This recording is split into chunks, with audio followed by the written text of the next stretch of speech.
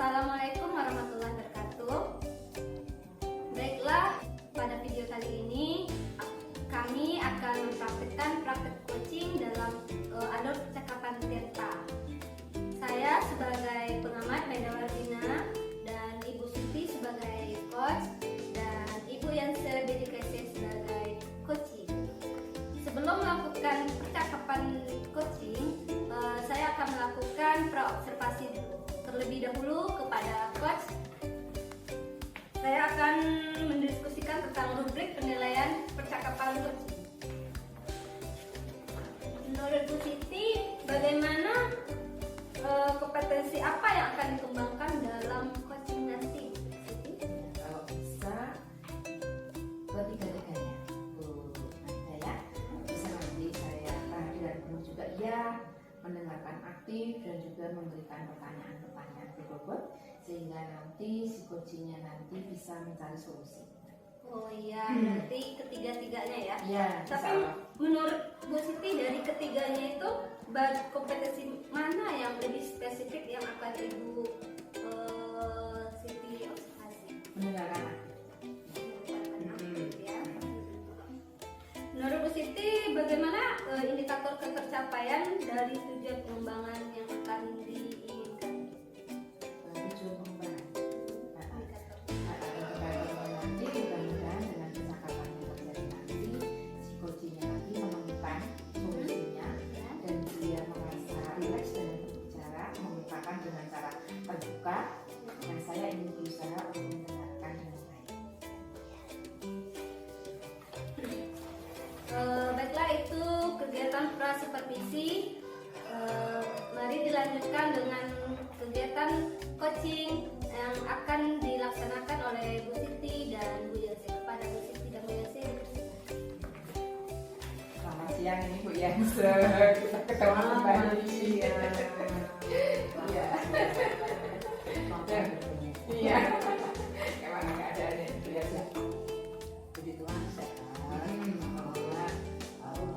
Ya senang bisa ketemu. Iya. Sesuai perjanjian. Iya. Bahwa hari ini kita mau ketemu mau ngobrol. Iyalah, alhamdulillah Bu Yanse ya, dengan banyaknya kita, aktivitas kita, keseharian kita, alhamdulillah kita masih bisa bertemu. Nah, kira-kira ini Bu Yanse mau ngajak ngobrol apa dengan saya ini? Yang jelas nggak ngobrol harga sembako. Iya. Iya, hari ini ya saya tahu kita sama-sama untuk ya, apalagi sekolah kita berdekatan. Ya, betul. Sebenarnya ada hal yang pengen saya ngobrol di luar rekan-rekan satu sekolah, lagi itu orang lain di luar sekolah yang mau dengar cerita saya. Ya, saya pilih Bu Siti lah, karena saya pikir ya Bu Siti orang yang tepat yang bisa mendengarkan cerita saya. Dan mudah-mudahan apa yang saya alami nanti, siapa tahu nanti di sekolah Bu Siti juga bisa mengalami hal yang sama. Iya, Mungkin benar. akhirnya kita sama-sama belajar dari masalah kita nanti. Iya. Sebenarnya begini Bu Siti, kalau saya katakan apa yang saya ceritakan nanti ini sebuah masalah, bisa saja ini saya anggap bukan masalah sebenarnya. Kalau saya pikir jelek aja, tetapi karena saya peduli, maka saya anggap ini sebuah masalah. Jadi di sekolah saya ini kan kami itu tenaga pengajar, sudah dengan tenaga pendidikan itu ada 26 orang, 26 personil lah. Kemudian di sekolah itu biasanya kan saya itu sering diberi amanah oleh pimpinan itu ada tugas-tugas ini Bu ya, tolong di ini lah kira-kira, karena mungkin dalam pandangan beliau saya lebih paham guru mana yang bisa menjalankan tugas ini, tugas itu gitu berdasarkan potensi yang mereka miliki. Nah, tetapi dari begitu banyaknya guru ini ada beberapa orang karena saya sudah amati bukan sekali 2 kali. Oh, Iya, jadi kalau misalnya saya mendelegasikan sebuah tugas, kok banyak benar ya alasannya? Iya benar, banyak ada saja alasannya bla bla bla bla. Oke, sekali 2 kali saya maklumi, ya iyalah, namanya alasannya memang masuk akal, logis. Tapi setelah saya lihat ini kok jadi sebuah pola ya, pola menghindar. Artinya orang-orang ini kok kayaknya maunya di posisi nyaman aja, aman, tidak mau disibukkan dengan tugas lain selain masuk kelas mengajar. Tetapi kan nggak mungkin ya kayak seperti itu. Nah, jadi keadaannya seperti itu ini, bahwa dengan sekian banyaknya orang kok ada teman-teman guru tertentu yang selalu menghindar dari tugas-tugas yang akan diberikan kepada mereka. Nah, inilah yang saya katakan tadi dibilang masalah itu. Bukan masalah sih kalau saya biarin aja. iya. Tapi karena saya peduli untuk kemajuan sekolah, betul. ya kita sama-sama bergerak, ya jadi masalah buat saya. Bagaimana sih sebenarnya saya harus bersikap dengan orang-orang yang semacam ini? Nah, itulah positif. Jadi di sini suka yang dibicarakan dengan seperti ini, bahwa di sekolahan ini ada beberapa yang kalau diberikan tugas kepada pimpinan yang melalui Uyanse itu menolak, dan dia merasa enakan di posisi yang aman aja lah kan. Ya, benar sekali. Nah, ini Ya, seperti itu. ceritanya posisi aman itu maksudnya seperti apa? Ya, posisi amannya begini. Sepertinya mereka cukup sebagai guru mengajar. Oh. Gitu. Ya, artinya dia datang sekolah nih, ya udah datang masuk kelas, dia itulah tugas dia. Ini dalam pandangan saya ya, makanya saya bilang kok posisi dia mau posisi nyaman aja, mengajar aja, dan tidak mau ikut berkontribusi di dalam tugas-tugas yang lain. Artinya begini, ketika ada mau perlombaan anak-anak ini, sebuah perlombaan, nah mereka kepala sekolah kan silakan lihat deh didelegasikan siapa-siapa yang mulai saya memilihnya. Ketika sudah ditunjuk, oh begini, nah ini gimana toh? Artinya kan mau posisi enak aja, karena kan kalau sudah ditugaskan membimbing anak, otomatis kita waktu kita harus mendapatkan untuk anak, iya kan? Kemudian ya berusaha supaya apa yang kita kerjakan itu tentunya kita mau ada hasilnya dong. Mungkin terlalu itu ada tugas-tugas lainnya. Dan saya perhatikan memang banyak tugas namanya di sekolah, tugasnya banyak, bukan cuma ngajar-ngajar dalam kelas, banyak benar ya mau inilah itulah. Tetapi sebenarnya kalau kita nikmati, kita ikut, sebenarnya itu kan pengetahuan baru ya, keterampilan kita makin terasa. Nah, inilah yang bikin saya jadi problem saya, dan saya katakan ini posisi nyaman lah bagi mereka, karena mereka nggak mau diganggu kayaknya. Mereka mau ya udah ngajar aja, habis itu duduk di kantor. Susah juga ya. Iya. Kalau memang ini di posisi nyaman ya semua orang kan ingin seperti saya itu juga kan. kayaknya Iya. ya. Tapi kayak mana nanti bisa berkembang potensinya itu kalau di dia. posisi nyaman seperti itu. Nah, kira-kira itu ya teman-teman yang beberapa seperti itu apakah ada solusi atau apa? Iya, benar sih kalau dipikir-pikir ya. Seperti yang saya katakan tadi di awal, kalau dibikin nggak masalah ya sebenarnya nggak masalah sih. Biarin aja lah. Emang gue pikirin, alasan nggak usah ya memang gue pikirin. Cuma kan nggak mungkin karena kita adalah satu tim di sekolah. Iya. Di sekolah kan otomatis kita harus saling mengisi lah ya, saling melengkapi istilahnya kan dalam berbagai kegiatan. Kita harus saling melengkapi, memiliki harus punya kontribusi untuk sekolah selain mengajar. Nah makanya kayaknya saya pikir ini masalah. Terus kalau positifnya ada lembaga. Ini sih masalah. Sebenarnya masalah satu ke saya dulu. Saya rasa masalah pertama itu ada di saya. Kenapa saya katakan ada di saya? Karena saya mungkin orang yang terlalu toleran sekolah. Ya, masalahnya saya terlalu toleransi banget sih. Ketika dia bla bla bla bla nggak bisa, bla bla bla nggak bisa. Oke. Tapi lama-lama dipikir kan nggak mungkin begitu terus. Nah, makanya saya harus mengubah dari saya dulu. Artinya ketika nanti ke depan saya menemui masalah seperti ini, ketika saya ada tugas-tugas yang harus didelegasikan ke teman-teman, perilaku saya sendiri dulu. Mungkin sudut pandang dari saya ubah. Pertama, saya panggil dulu mereka rekan-rekan saya untuk ajak berkomunikasi. Berkomunikasi terbuka mungkin itu satu pilihan yang lebih elegan. Ngobrol bareng dari hati ke hati, apa sih, kenapa sih nggak mau selama ini, apa sih yang menjadi penyebabnya, mungkin seperti itu langkah pertama saya. Tetapi sampai ini langkah pertama nih, saya udah harus siapkan juga langkah berikutnya. Kalau gagal, namanya kan rencana ya. Eksekusi dulu. Ketika gagal, saya udah punya planning B-nya, jangan sampai gagal lagi. Ketika ini nggak berhasil, mereka masih juga berkeliling. Kok bisa? Dan keduanya apa? Mungkin saya harus lebih tegas, tidak akan kompromi lagi. Tidak ada kata tidak dalam arti tegas dan bijak.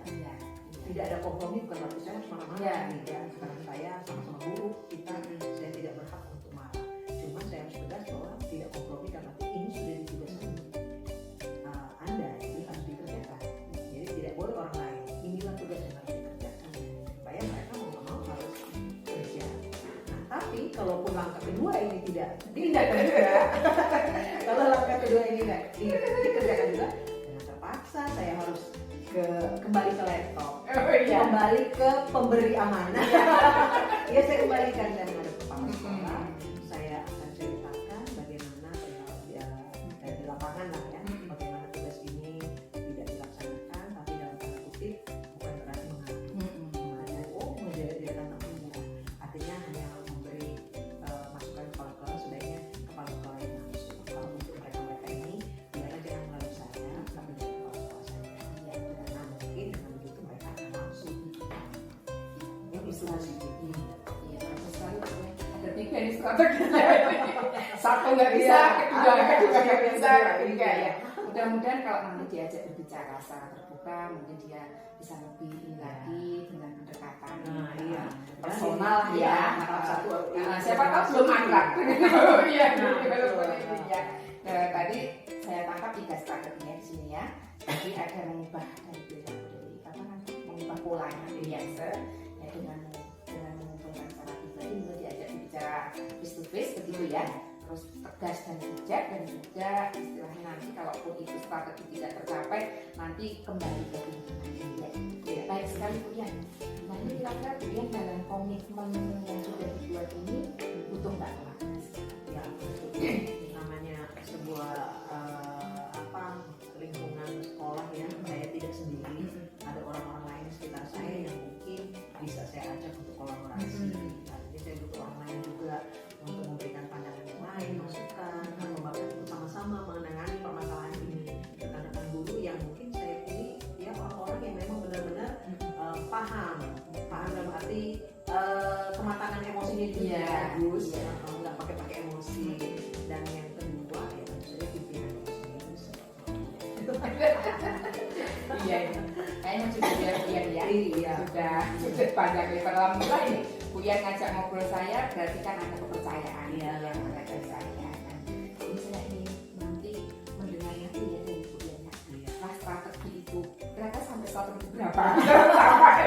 Kemarin saya 3, kira-kira berhenti di mana? Udah di mana? Iya, hitung 1 berarti alhamdulillah. Iya. Ini terima kasih sekali Bu Yan, ini sudah dengan sama-sama kita ngobrol. Baiklah, itu adalah praktek dari percakapan coaching yang telah dilakukan oleh Bu Siti dan Bu Yanse. Saya akan melakukan kegiatan pasca observasi. Saya akan bertanya kepada coach. Bagaimana menurut Bu Siti perasaannya setelah melakukan coaching tadi, Bu? Enak rasanya, karena apa ya, kemitraannya ada kayaknya. Apa namanya, saya bertanya mengalir saja, Bu Yan juga setelah terbuka mengungkapkan apa keluhannya. Kalau kita nggak terbuka itu kan ingin menanyakan apa kan susah kita. Nah, jadi kalau dengan terbukaannya ada, relax, ada jadi mudah-mudahan bisa. Iya, alhamdulillah Bu Siti senang karena adanya kemitraan dan keterbukaan dari Bu Yanse dalam mengemukakan masalahnya ya. Menurut Bu Siti, apa indikator ketercapaian pengembangan yang diinginkan sewaktu percakapan coaching tadi tersebut?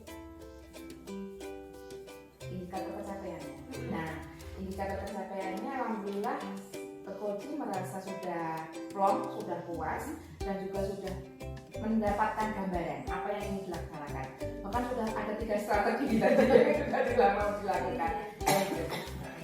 Jadi indikatornya karena si coach sudah merasakan lega, Iya. karena menemukan solusinya, ada 3 strategi dalam penyelesaian masalahnya ya. Iya. Nah, menurut Bu Siti, dari percakapan tadi, kompetensi inti apa yang telah Bu Siti kembangkan? Dari yang saya kembangkan tadi, kayaknya saya ada kesadaran penuh untuk mendengarkan, terus memberikan pertanyaan-pertanyaan berikut, kayaknya sudah berjalan mengalir begitu saja, ya. Dan juga di situ saya sudah melakukan mendengarkan dengan baik, gitu, apa yang menjadi permasalahan. Iya.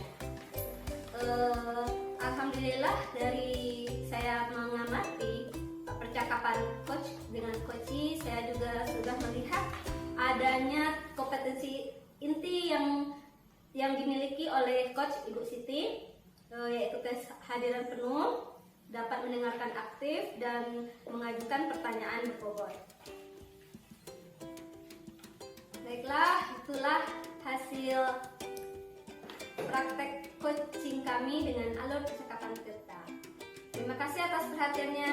Assalamualaikum warahmatullahi wabarakatuh.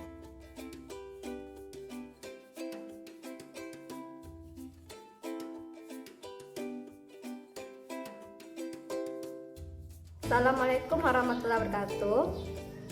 Baiklah, saya Maida Wardina sebagai pengamat akan menyampaikan hasil observasi yang telah saya lakukan dalam praktek coaching alur percakapan Tirta yang telah dilakukan oleh Ibu Siti Marliah sebagai coach dan Bu Yanse Bidikese sebagai coaching. Pada percakapan coaching tersebut, saya sudah melihat adanya 3 kompetensi inti dalam diri coach. Yang pertama, kehadiran penuh.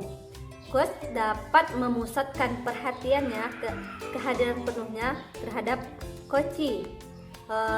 Itu dapat terlihat dengan ekspresi wajahnya, tatapan matanya, gestur terpancar di dalam coach, sehingga coachee merasakan nyaman, senang, dan leluasa dalam mengemukakan permasalahan dan yang ada pada diri coachee. Yang kedua, mendengarkan aktif. Coach sudah mampu mendengarkan aktif tentang jawaban-jawaban yang diberikan oleh coachee terhadap pertanyaan-pertanyaan terbuka yang telah diajukan oleh coach. Yang ketiga, mengajukan pertanyaan berbobot. Coach sudah mampu memberikan pertanyaan-pertanyaan terbuka ya pada coachee, sehingga coachee mampu memberikan alternatif dari solusi permasalahan yang dialami oleh coachee. Dalam praktek coaching sudah terlihat juga alur percakapan Tirta. Yang pertama, tujuan. Coach telah mampu dalam pembukaan sehingga coachee dapat menyampaikan dengan jelas tujuan dalam praktek coaching yang akan dilaksanakan. Yang kedua, identifikasi. Coach sudah mampu memberikan pertanyaan terbuka dan umpan balik yang mengarahkan pada identifikasi potensi coachee, sehingga coachee mampu memberikan respon dengan cepat dan dapat membantu coachee dalam mencari alternatif atau solusi dari permasalahannya. Yang ketiga, rencana aksi. Coach mampu memberikan pertanyaan-pertanyaan dan umpan balik mengenai rencana aksi coachee dalam menyelesaikan permasalahannya. Coach juga mampu memberikan pertanyaan-pertanyaan terbuka yang reflektif